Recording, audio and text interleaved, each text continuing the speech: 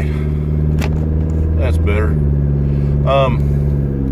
Was having a quick chat with Matt Curielli, and for those of you that are the bodybuilding.com folks, that's Matt DeCur, all the way from the Great White North in the Canada. And Matt, I've been coaching, I want to say, for a little over 2 years, and Matt has stayed with us for a couple weeks at the house and trained there at the gym at the Ogre compound, if you will. And I think got a bird's eye view of what the day-to-day activity, festivities, and so on that occur at the gym and life, what life is like with Missy and I, and being a coach and, you know, lifting heavy ass weight. So I think when Matt was there, he was fortunate enough to hit some PRs and to see, you know, what goes on day in and day out, not only in the gym, but just in our day-to-day life. So today we were talking about some training things, and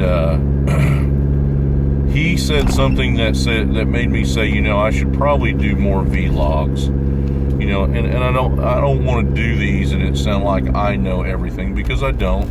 And I still do a lot of consulting with other coaches and even other lifters that I know and that know me, and, you know, just to get insight. You know, there's always something to learn. There's always ways to improve and expand your game, and that seems to even be more important in this day and age as a coach, as I work with Olympic lifters, wrestlers, fighters, CrossFit athletes, you know. So I try to keep broadening my horizons, so to speak, and just learning new things. So I asked Matt, I said, what would you want to know? You know, what would be something interesting to you, you know, that might be interesting to some others? And he really wanted to ask some questions about me. And for those of you guys that want to coach, it took Matt a while to make the decision. It's a financial commitment. It is certainly an investment. And if you're going to have a coach, you know, that you're going to pay, it clearly is something that means something to you. It's important. And what I try to do is, I feel like, give you world-class coaching, but at a price that, you know, what you spend on energy drinks or beer on the weekend, you know, is probably what my monthly fee is.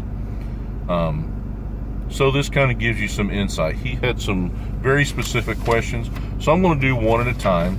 My only goal here is, hopefully, if you have questions about me, or just curious as to what goes on, you know, in a guy's life that does what I do, that has a private gym. We have a morning and evening session almost every day, and I do the online thing. And as it stands right now, about weekly, I'm typing up sessions and coaching 28 people. Now, that sounds like a lot of money. It's not.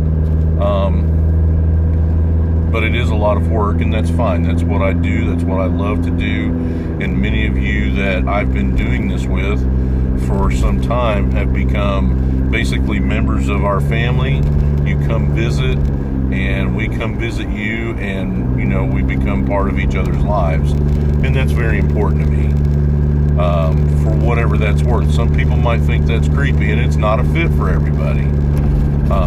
I'm an older guy. I come from a different generation. I can be a little crass and a little, I don't know, I can be an asshole, you know. So, you know, again, that's not for everybody. But anyway, I'm going to do these questions one at a time to hopefully minimize my rambling and make the videos not so long where you're just bored out of your ever-living mind. So the first question, if I can read this while I'm driving: how did you start budgeting your time to be able to have people in your house 2 times a day, every day of the week? In the early days of having a gym at my home, the previous place I lived, I had equipment stored and I had some squat stands, and I would occasionally, if the commercial gym that we were training at the time was closed, which was rare, but on some holidays, see, back in that time, if squat day fell on Christmas Day, I was training, and that's just the way it was. Now, that's not for everybody, but that's what I did. So you kind of fast forward, I built the gym. I moved into the current location in 2004 and started setting up equipment, and we were still part of us being the team of people that I train with. We were still primarily at a commercial gym, and we would decline and squat. Primarily we squatted in the beginning because that's where the monolift was. At the time I only had one, but I had a large power rack, and we would do assistant squats in there. At the time I had a safety squat bar, and we would do safety squat bar squats, pause squats, close stance, and our wide stance squats in the power rack, because at the time there was basically 10 people in the group and one monolift. So everybody got real adept at spotting and loading, and we made it work. So how do I budget my time? I guess, again, telling you about the beginning, when I really first started training people was probably about the end of 2005, 2006. It was just Wes and I was looking a way to make a little bit of extra money and take on a few clients. And I pretty much out of the gate, I had a young football player, a really good friend of mine that was a dog trainer, or her partner was a dog trainer, and then the people that I was renting the house from, I didn't own it at the time, I had not bought it at that point. His son, who I want to say was 14, 15 at the time, I started coaching him, and that there's a great story behind that. I'm not going to go into that. That's pretty personal, and I'll share that another time. But anyway, I really thought I was busy. I had 3 clients, and for Wes and I back then, the money that I made had a big impact on our lives, because he's in high school, and this has been some time ago. So you just, at that point, we're going to a commercial gym, but what it's developed into over time, I guess, to tell you how you budget your time, you really don't. We have to get up. As an example, Melissa has to be at work at a certain time. She is a nurse.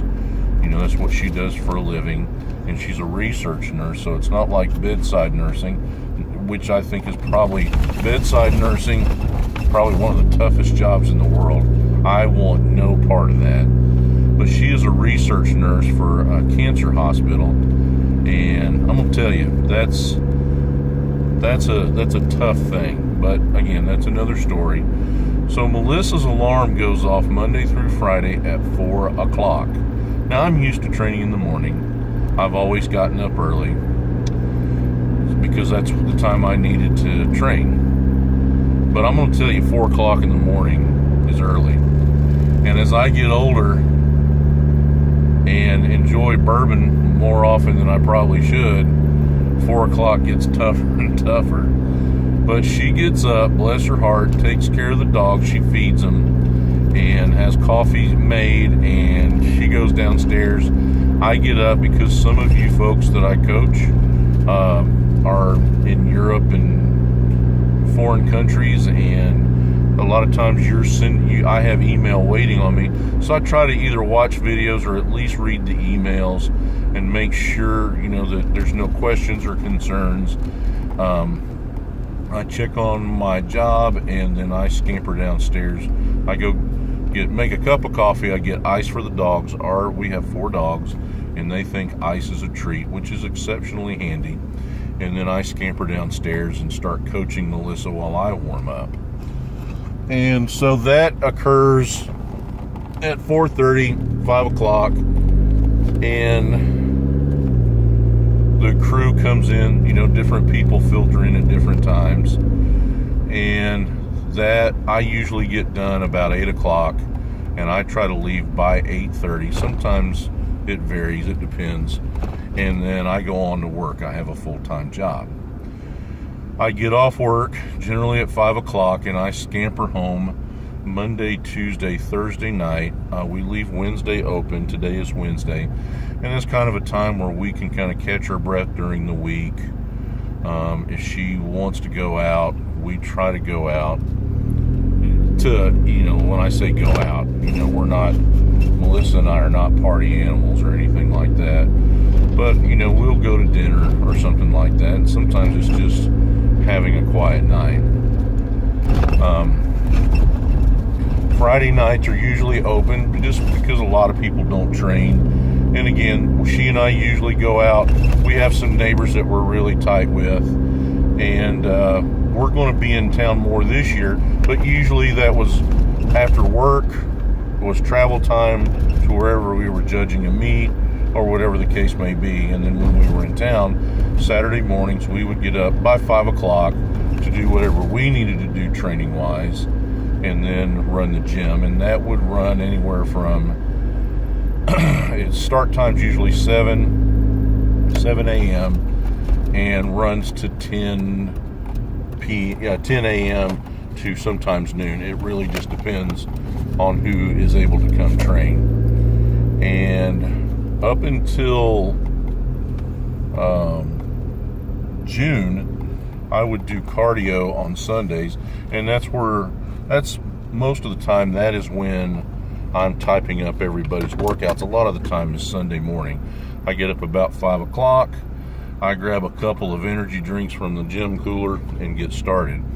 So it's not really a budgeting time. It's just I have a job. I have to leave by a certain point, and I know how long it generally takes, depending on traffic, to get home. And it is not easy. It's very demanding. And the thing I have learned, at least for my generation, is you must be present to win. And there's a cost to be the boss. I mean, I own the gym, and there's no fairies that empty the trash, and there's no dwarves or anything and that come in and stock the water or anything like that. It's not that we have an elaborate situation, but the gym sees my clients and Wes's clients and our training group in the morning, and the trash has got to be pulled, and things have to be wiped down, things have to be vacuumed, things have to be worked on. Thank God I know how to do basic things, like I wired in all the lighting. I ran the wiring so we could have the air conditioners, heating units hooked up, things of that nature. Sealing concrete, sealing block, knowing how to use tools to anchor in blocks. Anyway, so there's really no budget. It's just forcing the issue. It's a very demanding schedule, and it's emotionally draining because I'm so involved with the people that train here. So hopefully that answers that question. There's really no budget. It's making it work, and it's a 7-day-a-week process. There are no days off. And if I'm traveling, I generally have my phone and a laptop with me, because I try to keep everybody's spreadsheets handy, where if I need to reference something, I can do that. So I'm not getting rich doing this, but it's a lot of fun, and it's really cool working with people, especially when they can make a trip to our home. We've been very fortunate. Melissa and I don't have anything, so to speak, but we've got a cool gym. We always seem to have plenty to eat, and our dogs, and we have worked on the house to the point where we have our bedroom and 2 other bedrooms. And like when Matt was here, Harry got to come down, so we were able to house them. And I want to say even Bobby, that you guys see train with us from time to time, was asleep on the couch. And that's the kind of stuff that I love. You saw Penny, stayed with us for about a week, and that's the good stuff for me. And So hopefully that answers that question. He has 7 other questions, and I won't go through a big preface the next video, but hopefully that answers your question.